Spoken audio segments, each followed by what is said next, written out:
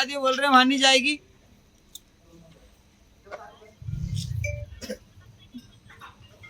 अरे तो मैडम ऐसी इश्यू वाली गाड़ियों को उधर भंगार में खड़ी करो ना, यहाँ मरीज मर जाएगा उसके बाद फिर पहुंचाओगे दूसरी गाड़ी, तो क्या मतलब है।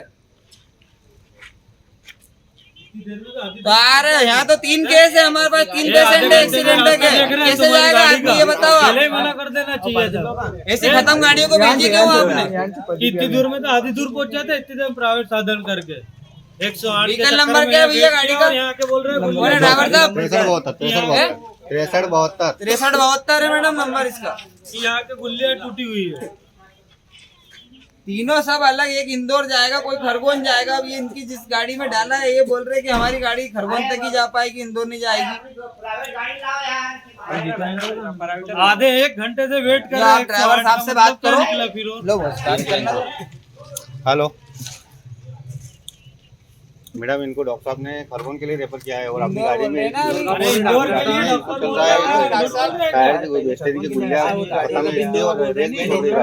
खरगोन करा तो हमने लोग ले लिया था। अभी इंसान की जीवन इंदौर थोड़ी अपनी गाड़ी कैसे नहीं ले रही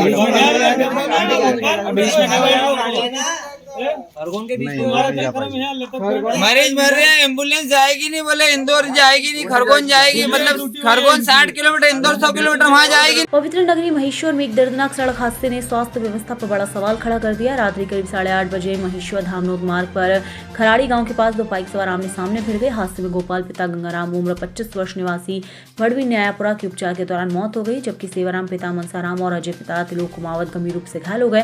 वहीं प्राथमिक उपचार के बाद दोनों को इंदौर रेफर कर दिया गया, लेकिन यहाँ से शुरू हुई लापरवाही की कहानी। 108 एम्बुलेंस तकनीक की खराबी बताकर इंदौर ले जाने से मुकर गई। इसके बाद एक 4 एम्बुलेंस अस्पताल पहुंची, लेकिन कोई भी इंदौर जाने योग्य नहीं थी। करीब 4 मिनट तक गंभीर घायल एम्बुलेंस में ही तड़पते रहा। आखिरकार परिजनों ने निजी एम्बुलेंस की व्यवस्था कर दोनों को इंदौर रवाना किया।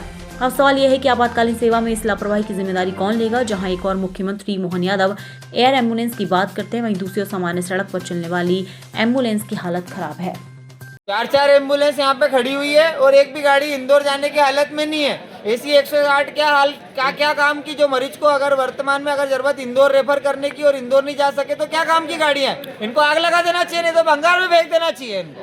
कितनी एम्बुलेंस आ गई यहाँ पे? एम्बुलेंस खड़ी है और मरीज को आ सकता है इंदौर ट्रीटमेंट की आ सकता है। और ये बोल रहे हैं से वेट कर रहे हैं जब तक ये गाड़ी उनमें गुल्ली खराब है, कोई कुछ बोल रहा है खराब है, कोई कुछ बोल रहा है खराब है, तो मरीज का मर जाएगा इनके खराब के चक्कर में। एक भी गाड़ी नहीं जा पा रही इंदौर, सब मना कर रहे ड्राइवर लोग इंदौर जाने से। मरीज की हालत कैसी है अभी? मरीज की हालत बेहद गंभीर है, ऑक्सीजन पे मरीज अभी। गाड़ी में से उतार के अंदर, एक गाड़ी में से उतार के फिर वापस अंदर ले गए। अभी घर की प्राइवेट गाड़ियां हम लोग बुलवा रहे और दूसरे में भिजवा रहे, और ये गाड़ियां 4 खड़ी, कोई काम की नहीं।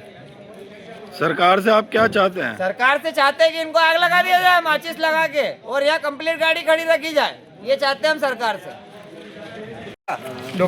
एम्बुलेंस का आधे 1 घंटे से 40 मिनट से हम लोग वेट कर रहे हैं और एम्बुलेंस वाला आके बोल रहा है कि गुल्लियाँ टूटी हुई है, इंदौर नहीं जा पाएगी गाड़ी।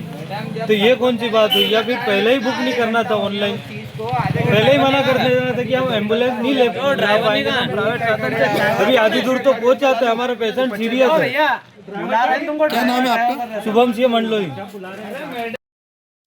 सर कल किस प्रकार का एक्सीडेंट हुआ है सर? कल शाम को लगभग खराड़ी के पास में 3 व्यक्तियों की आपस में दुर्घटना की संभावना हुई थी। उसके चलते मरीज यहाँ पे लाए गए थे तीनों। उसमें से एक मृत गोपाल था जो ऑन स्पॉट जिसकी डेथ हो चुकी थी। इसके अलावा सेवाराम एक 20 वर्षीय जो बचा था वड़बिक का, उसको इंदौर रेफ़र करा, वो ज़्यादा क्रिटिकल था। इसके अलावा भी एक और अन्य व्यक्ति इन्हीं के साथ लोग था, अजय कुमावत, वो भी रेफ़र उसको भी किया था हम लोगों ने यहाँ से। परंतु सूचना जो मिली कि उन्हें धामनोद वो लेके चले गए परिजन लोग, परंतु हमारे यहाँ 2 को रेफ़र किया गया था, एक की डेथ हो चुकी थी। तो 2 व्हीलर गाड़ी से आपस में दुर्घटना की संभावना बताई गई थी।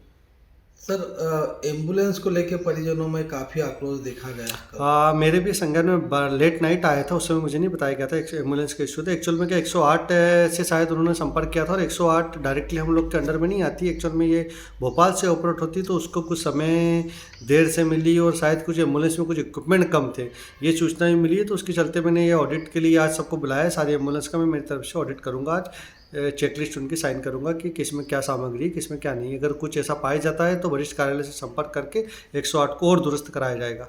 सर 4 एम्बुलेंस आई, बाकी एक भी लेके नहीं गई मरीज को।